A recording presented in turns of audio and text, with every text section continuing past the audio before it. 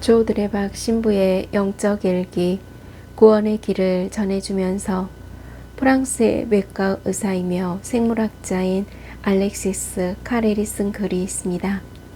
기도는 인간이 만들어낼 수 있는 가장 강력한 형태의 에너지이다. 지구의 중력이 실제하듯이 기도의 에너지도 실제하는 힘이다. 의사인 내가 어떤 치료법으로도 고칠 수 없었지만 조용히 기도함으로써 질병과 우울증 증세가 호전된 환자들을 많이 목격했다. 우리는 당연히 기도를 통해 치유를 믿지만 의사인 알렉시스 카렐은 기도의 능력을 분명하게 증언하고 있습니다.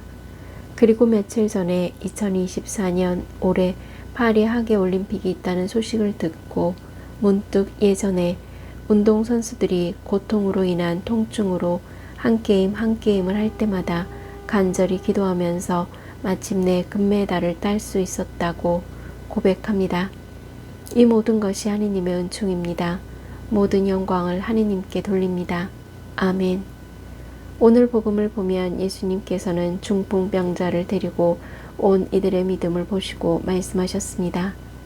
얘야 용기를 내어라. 너는 죄를 용서받았다.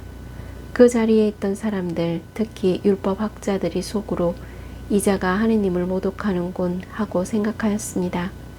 예수님께서는 그들의 마음을 꿰뚫어 보시면서 너는 죄를 용서받았다 하고 말하는 것과 일어나 걸어가라 하고 말하는 것 가운데에서 어느 쪽이 더 쉬우냐 하고 말씀하셨습니다.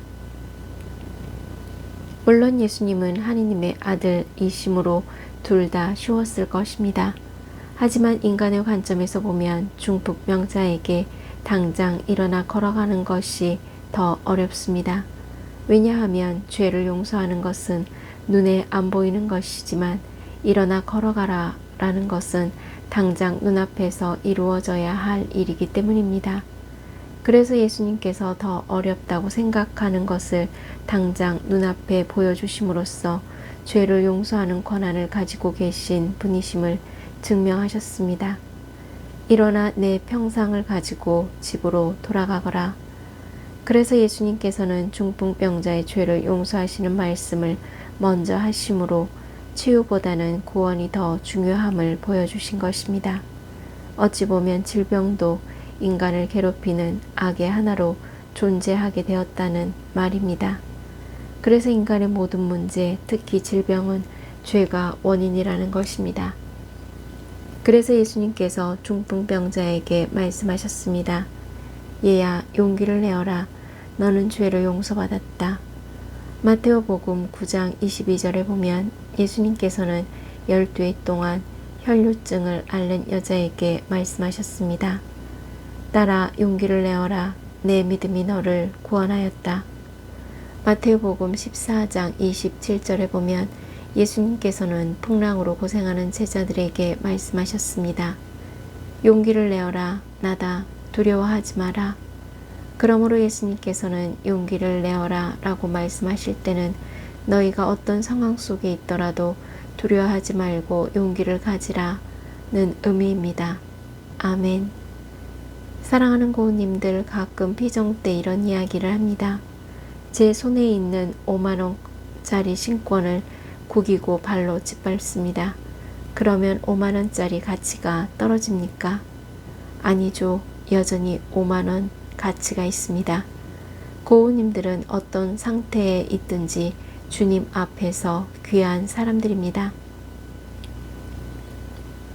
혹시 고우님들의 모습이 좀 구겨졌어도, 좀 짓밟혔어도 주님 앞에서 귀한 사람들이며 사랑받는 존재임을 믿으시기를 바랍니다.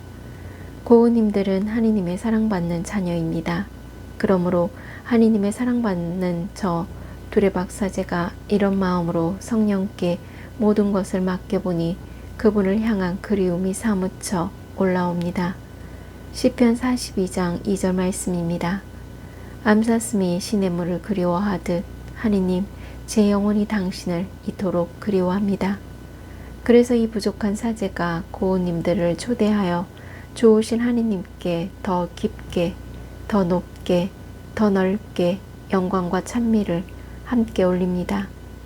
하느님이시여, 당신이 참 좋아 많이 보고 있어도 그립습니다. 아멘. 저들의 박사제도 얘야 용기를 내어라, 너는 죄를 용서받았다 라는 말씀으로 몸과 마음이 아픈 고은님들과 아픈 이들을 돌보는 고은님들, 그리고 고은님들의 자녀에게 주님의 치유와 회복의 은총이 임하시기를 기도합니다. 아멘. 영적 일기를 마무리하면서 하느님의 말씀에 순명하고 매 순간이 축복 가득한 기적 같은 구원의 길임을 믿으며 고은님들은 용기를 내어 누군가에게 구원의 길을 전해주면서 치유와 회복의 은총을 누리시기를 주님의 이름으로 강복합니다. 아멘.